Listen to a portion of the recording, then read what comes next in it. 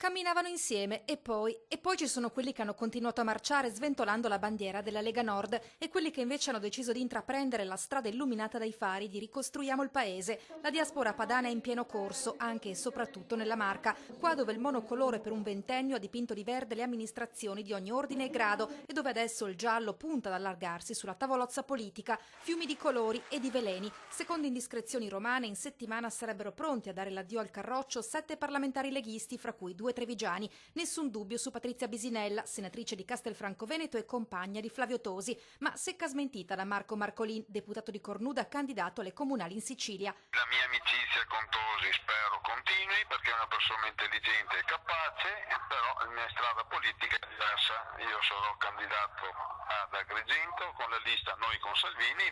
Lascia invece la presidenza del partito Luca Baggio, che nel 1995 veniva eletto sindaco leghista di Riese Pio X. Fui eletto con una lista monocolore. Il tema principale era il federalismo, quindi l'autonomia, l'identità del Veneto.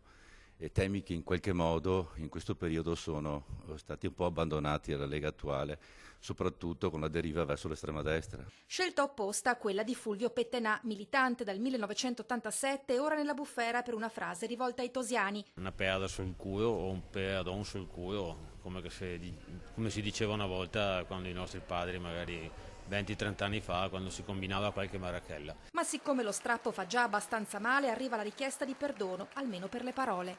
Uno sfogo dettato anche dal momento particolare che sta vivendo il movimento a cui appartengo, il movimento politico. Quindi uno sfogo così fatto come che si fa tra amici, probabilmente un po' sicuramente esagerato, e me ne scuso.